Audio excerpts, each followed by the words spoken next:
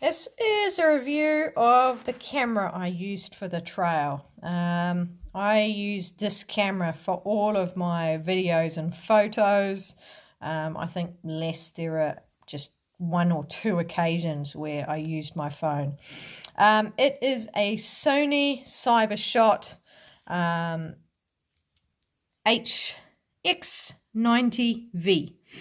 And it has a 30 times optical zoom, which is why I decided to use this one. The weight is 245 grams, which includes the battery and the memory card. So the key features why I chose this camera. Number one was the 30 times zoom. Number two, this here, you can see it from this angle better. This made a really lovely grip, so I was able to use this camera one-handed really securely, which was fantastic. The next model down of this camera didn't have that grip, and that's why I decided to go for this one. Super easy to use, and I was able to use it with gloves on really well.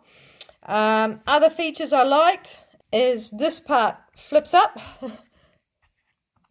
So I was able to take my selfies and my video introductions in the morning and see what was happening.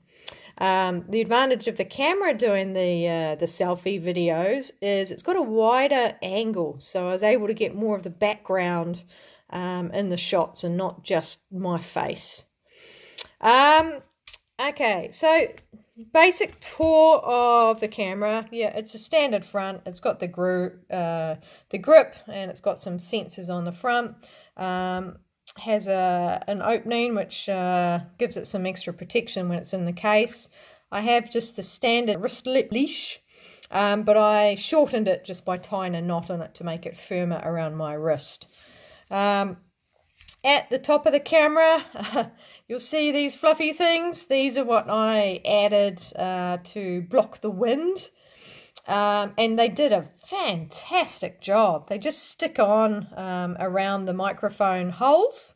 The only disadvantage is it means I can't use the pop-up viewfinder. So if it's really sunny and there's too much glare on the screen at the back, there's a little button on the side here that flips up an external viewfinder like the old-fashioned cameras had.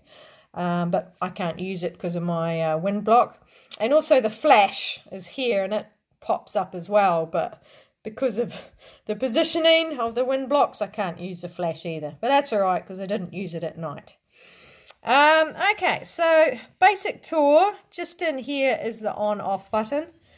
And this is the zoom. And this is where that 30 times zoom comes in. Absolutely amazing. Really responsive, really easy to use. Did start to get a little noisy near the end because of the dust that got in it.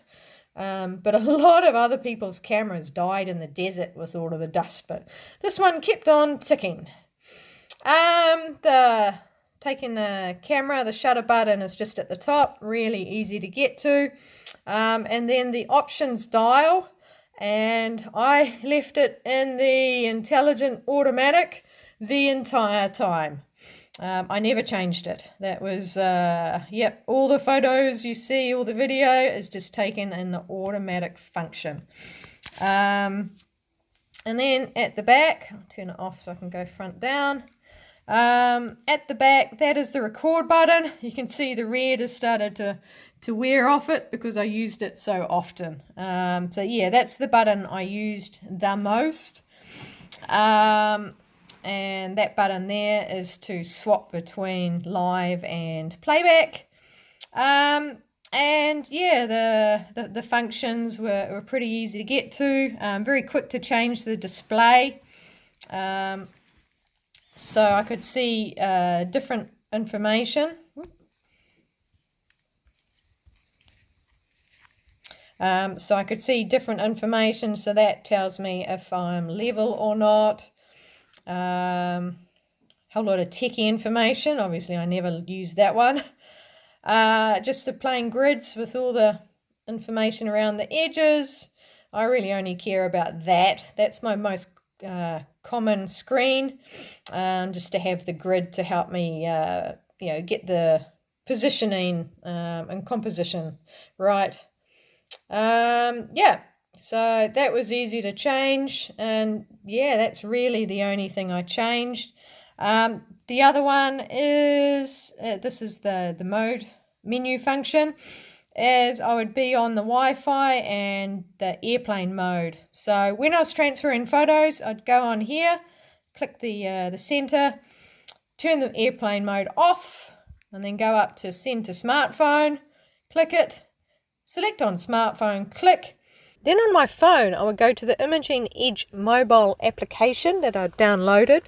It's a Sony application, and it would automatically pair with my camera. And then I would pick the day that I wanted to transfer, select all, and then click the download button, and it would transfer the pictures across from my camera to my phone. The only thing while this was happening, you couldn't do anything else on the phone, so it just had to sit there. Yeah, so I dropped this face first onto a rock. You can see the chip marks there, but it just kept ticking. I dropped this thing so many times. Usually when I had it sitting on something, I was taking shots of me walking towards it, and it would tumble off. I hadn't put it steady enough. But yeah, it's amazing how tough it was. It did get wet a few times, but it dried out really quickly. Never had any after effects of it. So the only thing was it did get a bit of dust in it in the really dusty environments. The only effect was it was a little noisy. So definitely strongly recommend this Sony Cybershot, what was it, HX90V. Fantastic little camera.